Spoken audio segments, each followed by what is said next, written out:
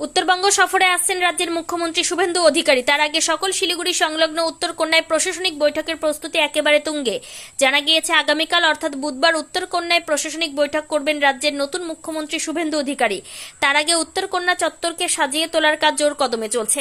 পরিষ্কার পরিচ্ছন্নতা থেকে শুরু করে নিরাপত্তা ব্যবস্থার প্রস্তুতি সব ক্ষেত্রেই ব্যস্ততা চোখে পড়ছে। প্রশাসনের বিভিন্ন দপ্তরের কর্মীরা শেষ মুহূর্তের প্রস্তুতিতে ব্যস্ত রয়েছেন। রাজ্যের নতুন মুখ্যমন্ত্রী শুভেন্দু অধিকারীর এই সফরকে কেন্দ্র করে রাজনৈতিক এবং প্রশাসনিক মহলেও যথেষ্ট আগ্রহ তৈরি হয়েছে।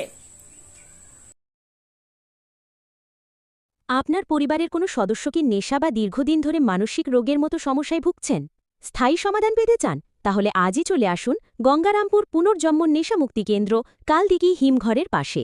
এখানে নেশা, মানসিক রোগের চিকিৎসা, পুনর্বাসন, মেডিটেশন, যোগব্যায়াম, কাউন্সেলিং ও ডাক্তারের পরামর্শ দিয়ে রোগীকে সুস্থ করে তোলা হয়। আপনার প্রিয়জনকে সঠিক পথে ফিরিয়ে আনতে সর্বদা পাশে আছে গঙ্গারামপুর পুনর্জন্ম ডি অ্যাডিকশন সেন্টার এবং চ্যারিটেবল ট্রাস্ট।